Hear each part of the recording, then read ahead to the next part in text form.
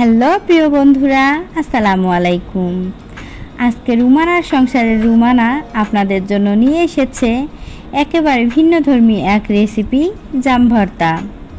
হ্যাঁ বন্ধুরা, শুনে অবাক লাগলেও এই টক মিষ্টি পাকা জাম দিয়ে তৈরি করা যায় এমন এক ভর্তা, যার স্বাদ মনে করিয়ে দেয় ফেলে আসা শৈশব।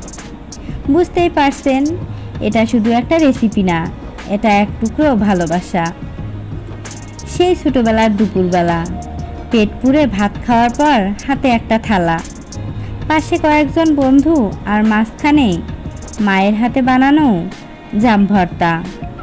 একটু লবণ, কাঁচামরিচ আর ভালোবাসা মেশানো সেই স্বাদ আজও যেন জিভে লেগে আছে। চলুন দেখে নেই আমি কিভাবে বানালাম সেই পুরনো দিনের মতো জাম ভর্তা।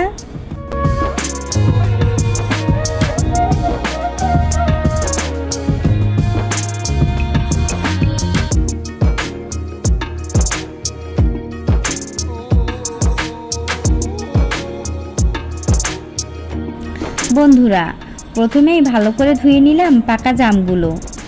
তারপর একটা পরিষ্কার বয়ামে নিয়ে নিলাম জাম।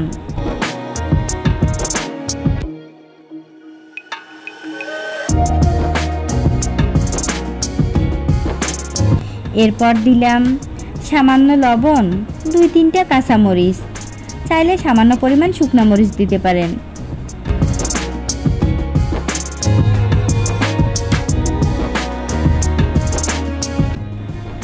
আর একটু স্বাদ বাড়াতে আমি দিলাম আমের চাটনি, আপনারা চাইলে এটা স্কিপ করতে পারেন। সব শেষে দিলাম ঘ্রাণ ভরা সরিষার তেল।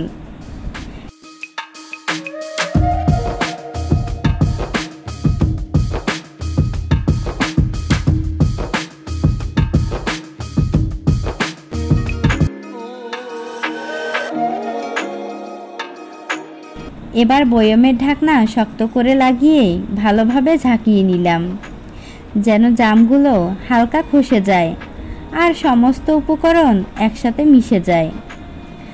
যখন দেখবেন জামগুলো একটু গলে গেছে, তখনই বুঝবেন আমাদের জাম ভর্তা একদম পারফেক্ট হয়েছে। যখন দেখবেন জামগুলো একটু গলে গেছে, তখনই বুঝবেন আমাদের জাম ভর্তা একদম পারফেক্ট হয়েছে। কি যে টেস্ট বন্ধুরা, একবার মুখে দিলে মুগ্ধ হয়ে যাবেন। ছোটবেলার সেই স্বাদ যদি ফিরিয়ে আনতে চান, তাহলে একবার হলেও এই রেসিপিটা ট্রাই করুন। আর হ্যাঁ, ছোটবেলায় যদি কখনো শুধু লবণ তেল দিয়ে জাম খেয়ে থাকেন, তাহলে কমেন্টে জানাতে ভুলবেন না। ভিডিওটি ভালো লাগলে একটা লাইক দিন, কমেন্ট করুন। আর যারা এখনও রুমানার সংসার চ্যানেলটি সাবস্ক্রাইব করেননি, তারা এখনই সাবস্ক্রাইব করে পাশে থাকুন। আল্লাহ হাফেজ বন্ধুরা, দেখা হবে রুমানার সংসারে নতুন কোনো পুরনো দিনের স্বাদের রেসিপি নিয়ে।